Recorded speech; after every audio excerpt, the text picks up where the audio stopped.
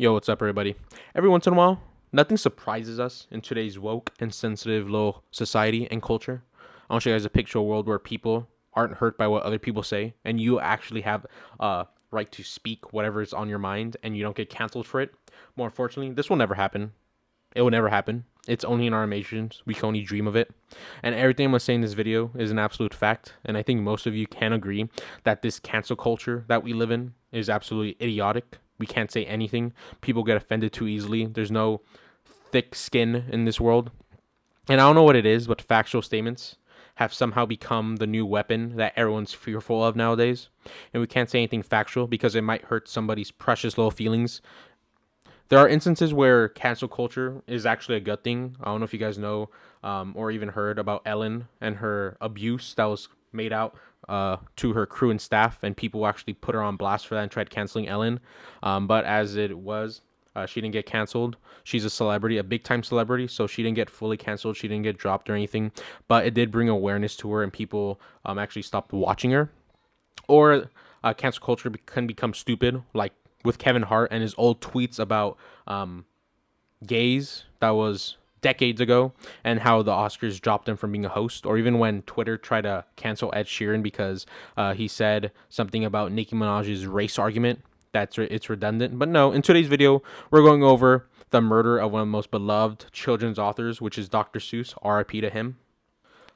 Recently, 6 of his books won't be published anymore, mainly because adults argue that they portray people, specifically people of color, in a hurtful and wrong ways, and they don't want young kids to read those books. But I don't know if this applies to you guys, but when I was a young kid, we didn't understand a lot of things. Shit, I didn't know what 5 plus 5 was. So I could hardly understand that. But what makes you think I'm going to understand race and racism? So when you're reading these books, these quote unquote racist books, you didn't get the meaning behind them. All you looked at was these funny pictures and the characters that made you laugh of what they were saying or even doing. So to say that these books will somehow implant racist ideas or beliefs into these kids at a young age is absolutely idiotic, and whoever thinks that should be immediately fired. But anyways, let's jump into the article that was published by the New York Times that further talks about this. One thing that made me laugh for a good bit was that this whole Dr. Seuss cancel fiasco wasn't even caused by a thread on Twitter or even Reddit. It began with the people who actually own the Dr. Seuss estate, which means that they have the rights to sell and print the books.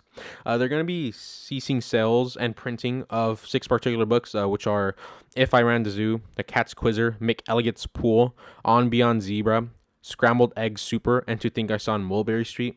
It actually turns out when reading the article that a study published in 2019 examined 50 of Dr. Seuss's books and found that 43 of them had hints or even characters of color with stereotypical portrayals. This study fucking overanalyzes these books and words and illustrations, saying that the 3 and only 3 Asian characters who are not wearing conical hats are carrying a white male on their heads. And If I Ran the Zoo, the white male is not only on top of and being carried by these Asian characters, but he's also holding a gun, illustrating dominance.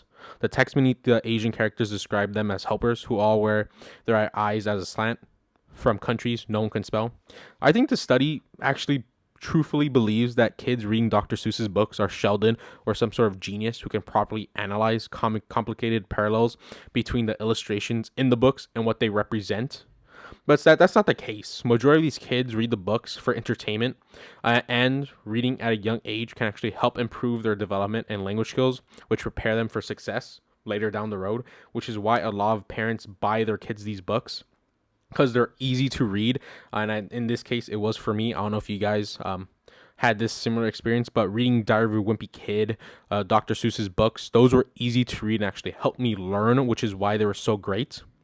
But as with everybody, there was a lot of backlash towards this decision because majority of the people in this world are tired of cancel culture, and I know I am. If you go to Twitter or even Reddit, people are confused and outraged to the cancellation of him, and people are too woke in today's society for their own good, and that's actually a negative because if you try to pander to everyone, essentially saying everything sad or even a thought is offensive, there will be no progress. Don't know if you guys know, but there was a recent Twitch fiasco where they got heat from the transgender community because they were too woke and didn't call transgender women actual women, and they put on blast for that.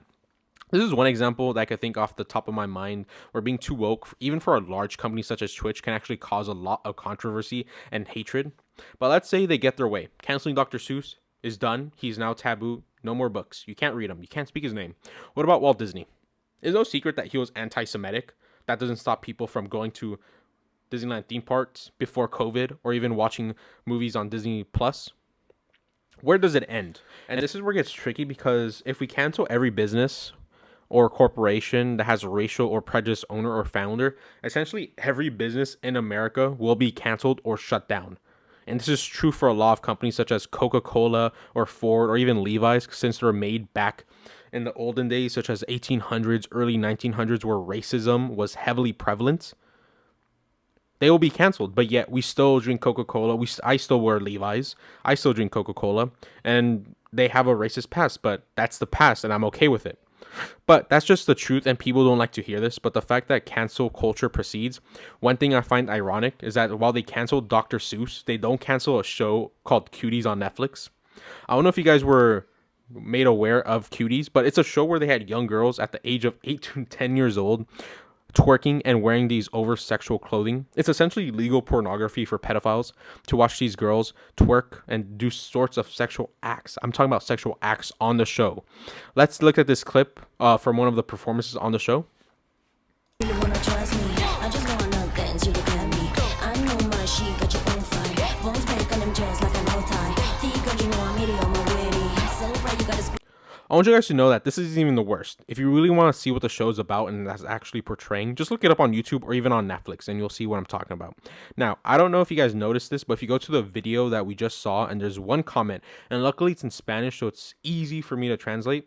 And what it says is that, cute, I love the faces they make. They're super funny, have cute legs, princesses. Someone call the fucking police and get this man locked up. This is the type of stuff that was swept under the rug, and it has minutes of controversy, but now people have forgotten about it. People can't have it both ways. This is literally encouraging adolescent sexual behavior and sexualization. And for that, I cannot stand it. And it's absolutely wrong, and which is why it's absolutely idiotic for this to be on the air anyway. But yet we canceled Dr. Seuss because adults found that it was fairly racist or had prejudice, but yet kids aren't going to pick up on that. It's not going to embed itself into kids, and then one day these kids are going to be racist and be white pride and all that. But anyway, this situation is absolutely a fucking comedy fest. I'm going to be monitoring Twitter and Reddit to see how it goes, but I'll have to see how this situation pans out in the coming weeks. But anyways, this is all I have to say for today. I hope you guys enjoyed the video. Don't forget to follow me on Twitch and Instagram. I have links in the description below. My goal is to get this channel to at least 10,000 subscribers, so don't forget to like, comment, and subscribe. With all that being said, I hope you guys have a great rest of your day and see you in the next video.